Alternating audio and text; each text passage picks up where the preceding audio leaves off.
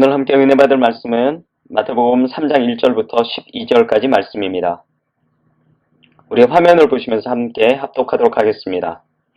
그때 세례 요한이 이르러 유대 광야에서 전파하여 말하되 회개하라 천국이 가까이 왔느니라 하였으니 그는 선지자 이사야를 통하여 말씀하신 자라. 일러스되 광야에 외치는 자의 소리가 있어 이르되 너희는 주의 길을 준비하라. 그가 오실 길을 곧게 하라 하였느니라. 이 요한은 낙타 털옷을 입고 허리에 가죽띠를 띠고 음식은 메뚜기와 석청이었더라. 이때에 예루살렘과 온 유대와 요단강 사방에서 다 그에게 나와 자기들의 죄를 자복하고 요단강에서 그에게 세례를 받더니 요한이 많은 바리새인들과 사두개인들이 세례 베푸는 대로 오는 것을 보고 이르되 독사의 자식들아 누가 너희를 가르쳐 임박한 진노를 피하라 하더냐. 그러므로 회개에 합당한 열매를 맺고 속으로 아브라함이 우리 조상이라고 생각하지 말라.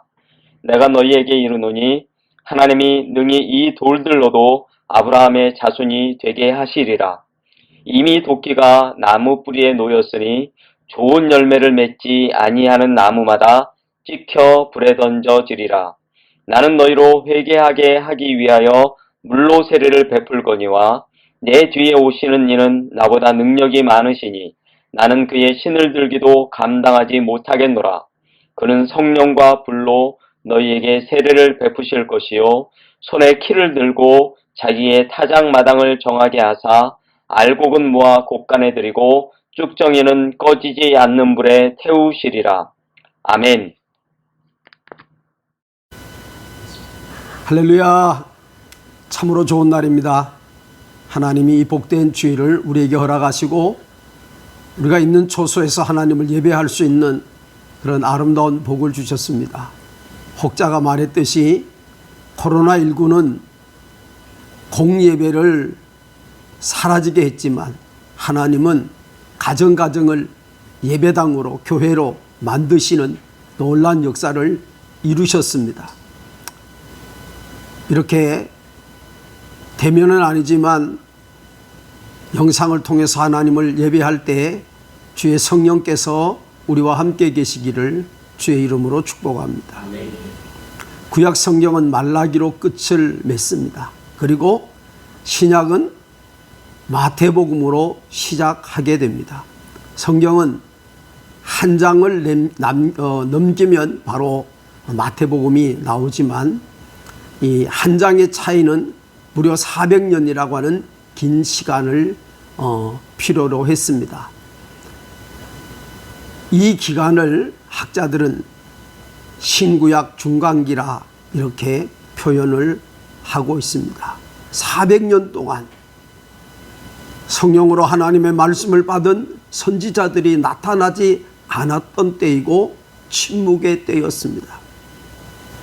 그러나 과연 400년이라고 하는 긴 시간이 단순한 침묵으로 끝났을까?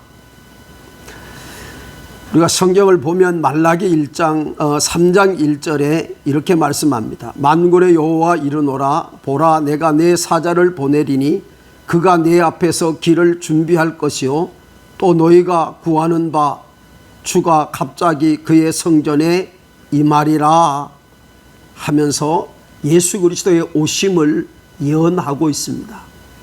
그런데 오늘 본문 말씀 1절 말씀을 보면 그때에 세례 요한이 이르러 유대 광야에서 전파하여 말하되 라고 하는 말씀으로 이 구약의 이 말라기의 이 예언을 이어받아서 우리에게 예수님의 길을 예비하는 그런 선지자로 세례 요한의 등장을 알리고 있습니다.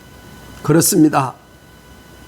이 구약의 말라기의 예언은 세례 요한을 통해서 이제 계속 되어지는 모습을 우리가 보게 되는데 신약은 예언 그대로 이 세례 요한의 등장함으로 예수 그리스도의 탄생을 우리에게 증거하고 있는 것입니다.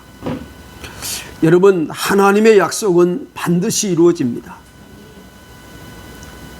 말라기와 마태복음 사이는 400년이라고 하는 긴 시간이었고, 그 시간은 선지자들의 활동이 멈추었던 시기이고, 그리고 하나님이 침묵하는 시기인 것 같았습니다만은, 그러나 하나님은 바로 세례 요한을 준비시키시고 예수님을 이 땅에 보내시기 위한 그런 하나님의 계획과 활동의 단계였다는 사실을 우리가 알게 됩니다.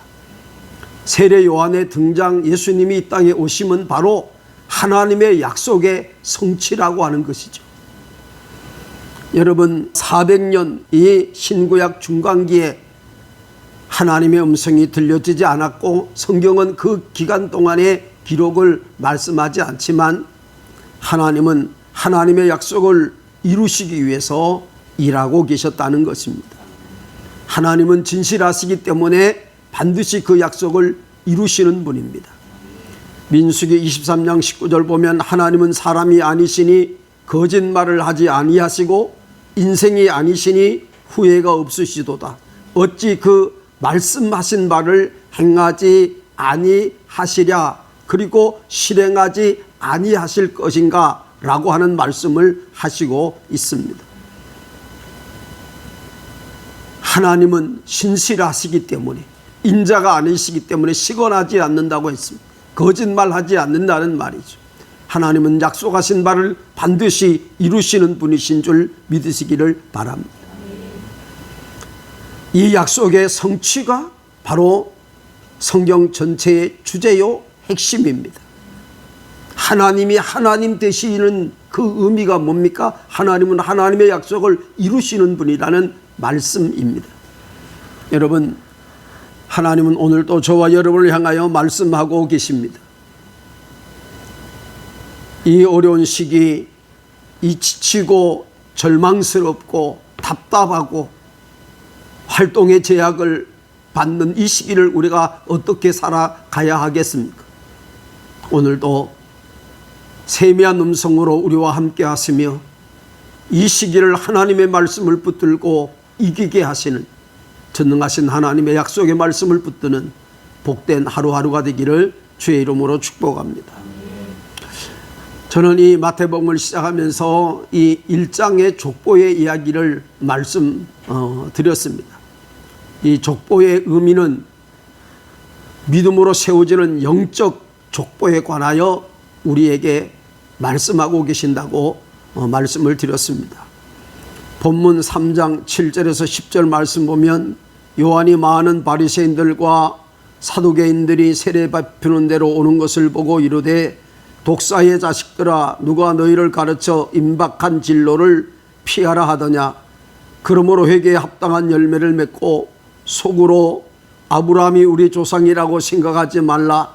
내가 너에게 이르노니 하나님이 능히 이 돌들로 아브라함의 자손이 되게 하리라. 이미 도끼가 나무 뿌리에 놓였으니 좋은 열매를 맺지 아니하는 나무마다 찍어 불에 던지리라고 말씀했습니다.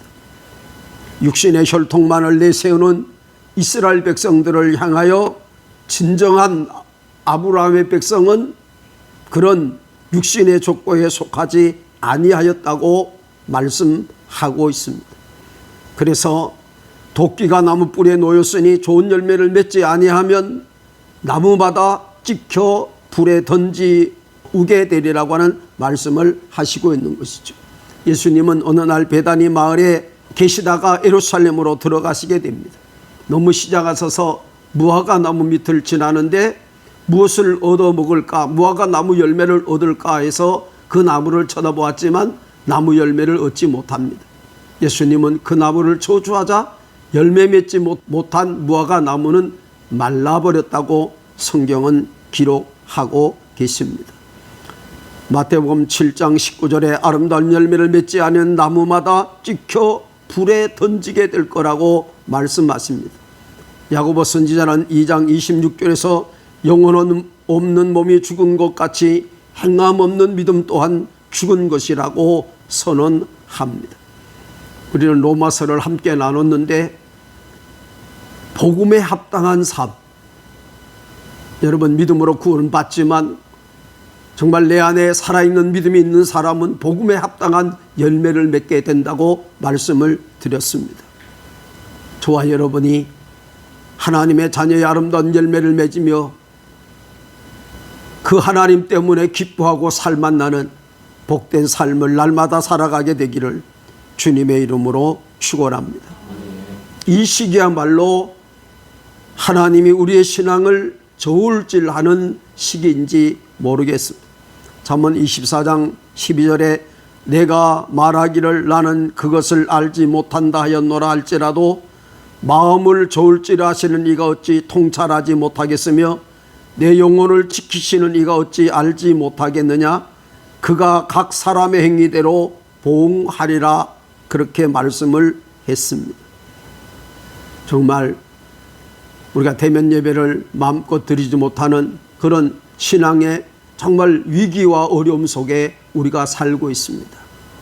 그런데 이 시기야말로 정말 우리의 속사람, 예수 닮은 사람의 모습이 드러나기도 하고 그렇지 않기도 하는 시기라고 하는 사실을 우리는 알아야 합니다.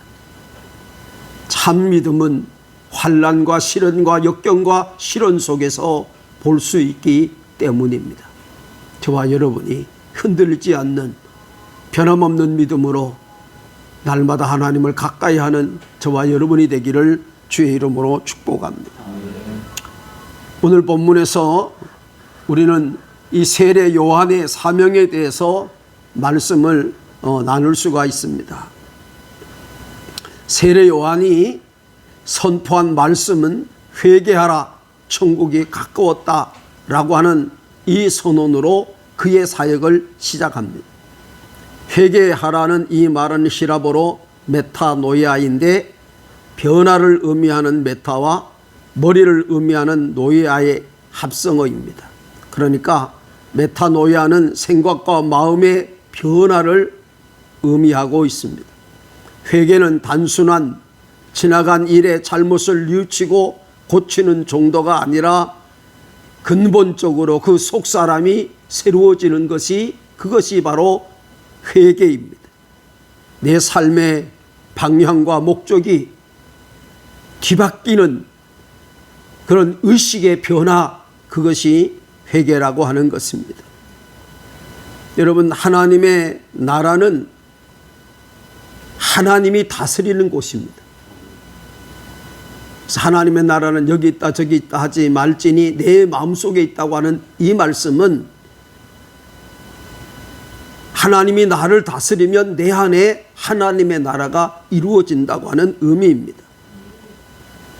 그래서 우리가 하나님의 나라에 들어가려면 무엇보다도 하나님께서 내 마음의 왕자에 계셔서 나를 지배하는 내 삶의 주인이 되시는 그런 놀라운 변화가 일어나야 됩니다.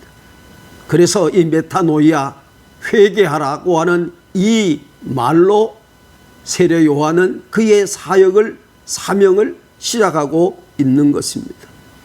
자기중심의 세속적인 자기중심에서 하나님의 가치로 바꾸어지는 것, 그것이 진정한 회개입니다. 이 메타노이아, 회개라고 하는 것은 두 가지로 말씀을 드릴 수가 있습니다. 이례적인 메타노이아입니다. 그것은 내가 예수 그리스도를 영접할 때 일어나는 거죠. 영접하는 자, 곧 그 이름을 믿는 자들에게 하나님의 자녀가 되는 권세를 주시는 그때의 회개. 이전에 내가 변하여 예수님을 영접함으로 내 안에 예수님이 계시는 삶, 그게 이례적인 메타노이아입니다. 근데 많은 사람들은 여기에 머물러 있습니다. 그런데 이 메타노이아는 일회성으로 끝나서는 안 되고 계속 우리 삶에 나타나야 됩니다. 그게 뭐냐면 성령의 지배와 다스림을 받고 늘 그분 안에서 그분이 기뻐하시는 일을 행하는 삶을 말하고 있는 것입니다. 참된 회개는 우리의 시선이 세상에서 하나님을 향하는 것입니다. 여러분, 성도는 하나님이 소유한 하나님의 것이 된 사람들을 말합니다. 여러분, 하나님의 사람, 하나님이 다스리는 사람, 하나님의 것, 하나님의 소유된 사람은 항상 하나님의 인도하심과 보호하심과 지키심과 돌보심을 경험하게 되는 줄로 믿습니다. 우리가 늘 특별히 요즘 경험하는 것은 인생의 길은 뜻하지 않는 광풍이 일어나기도 한다는 것이죠. 가난도, 절망도, 질병도, 고통도, 어려움도 끊임없이 우리 주변을 맴돌고 있습니다. 그러나 여러분, 그 어떤 것도 결코 믿음의 길에서 우리를 가로막을 수가 없습니다. 이 세상에는 강풍과 고난과 질병만 있는 것이 아닙니다. 강풍과 고난과 질병을 다스리는 하나님이 우리와 함께 계시는 줄로 믿습니다. 사드락과 메삭과 아벳느고는 7배나 뜨거운 불물 속에 들어갔지만 하나님이 그들과 함께 하심으로 그 불무에서 살아계신 하나님을 증거했습니다. 다니엘은 굶주린 사자굴에서 노임을 받았습니다. 이사야 43장 2절은 이렇게 말합니다. 내가 물 가운데 지날 때 내가 함께 할 것이라. 강을 건널 때 물이 너를 침몰하지 못할 것이며 내가 불 가운데로 행할 때 타지도 아니할 것이요 불꽃이 너를 사르지도 못하리니 이는 내가 너를 사랑함이라고 말씀하십니다. 여러분, 그러므로 이 어려운 시기에 우리의 시선이 세상에 머물러 있어서는 안 됩니다. 내가 당하는 그 아픔과 고난과 문제에 내 시선이 머물러 있어서는 안 됩니다. 성도의 시선은 항상 하나님을 향하여야 될 줄로 믿습니다. 찬송의 가사처럼 믿음으로 사는 사람은 하늘 위로를 받게 되는 줄로 믿습니다. 오늘도 저와 여러분이 그 주님을 붙드는 놀라운 은혜가 있기를 주의 이름으로 축복합니다. 여러분, 마지막으로 오늘 본문 말씀을 통해서 한마디 더 말씀을 드릴 수 있는 것은 오늘 이 마태복음 3장은 세례 요한에 관한 이야기입니다. 네, 여러분, 오늘 본문 말씀을 몇 번 여러분이 자세히 읽어보면 이 본문의 주인공이 세례 요한이 아니라 예수님인 것을 발견하게 됩니다. 세례 요한은 자기의 이야기를 하고 있지 않습니다. 자기 뒤에서 자기보다 더 크신 이가 계시다. 그 예수 그리스도를 위해서 이 땅에 자기가 그 예수 그리스도의 길을 예비하기 위해서 왔다고 선언하고 있는 것입니다. 여러분, 우리는 매일매일 우리의 일상 속에서 예수님을 발견하고 그분을 바라보고 그분을 의지하고 그분을 믿고 그분을 사랑하는 그런 복된 삶이 저와 여러분에게 있어지기를 주님의 이름으로 축복합니다.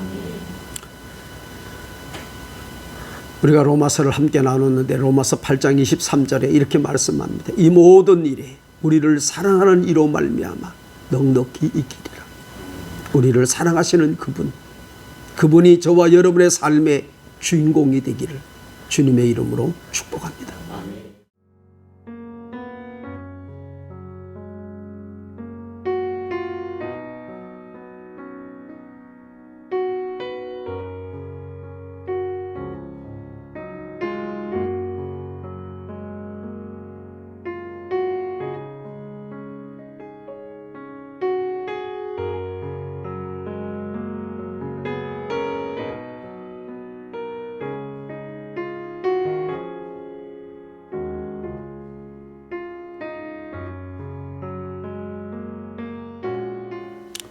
좋으신 하나님,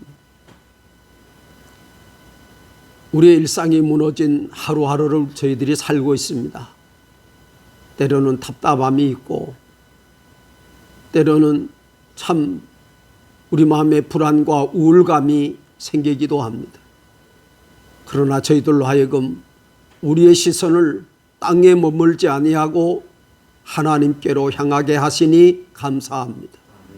우리와 동행하시며 우리의 힘이 되시며 방패가 되시며 산성이 되시며 우리와 함께 하셔서 늘 이기고 승리하게 하시는 그 좋으신 주님으로 말미암아 이 한 주간도 넉넉히 이기고 승리하게 하옵소서. 특별히 추석 명절이 우리 앞에 있습니다. 이 어려움 속에서 오가는 일조차도 쉽지 않는데 하나님 함께 만나거나 또 만나지 못할지라도 서로 기도로 소통하고 서로를 위해서 기도함으로 그리스도 안에 한 가족임을 고백하게 하시고 서로의 아내를 위해서 기도하면서 정말 함께 뜨거운 교제와 사랑을 나눌 수 있는 그날을 저희들이 하나님께 기도할 수 있도록 저희들을 축복하옵소서. 이 한 주간도 그불과 구름 기둥의 인도함이 있기를 원합니다. 주의 천군과 천사들이 함께 하옵소서. 특별히 하나님께 귀한 예물을 봉헌한 사랑하는 이들을 기억해 주옵소서.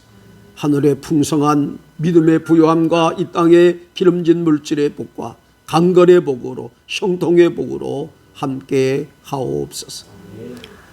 이제는 우리 구주 예수 그리스도의 십자가 은혜와 하늘아버지의 크고 놀라우신 사랑하심과 성령의 교통하심이 사랑하는 성도들의 가정과 일터와 직장과 생업과 사업장 위에 기도하는 자녀 손들 머리머리 위에 피 흘려 사신 하북교회와 나라의 부름받은 젊이들 위에 특별히 순교의 피가 흐르는 우리 조국 코로나19로 힘들어하는 이 민족 위에 이제로 영원토록 함께 계시기를 간절히 축원하옵나이다. 아멘.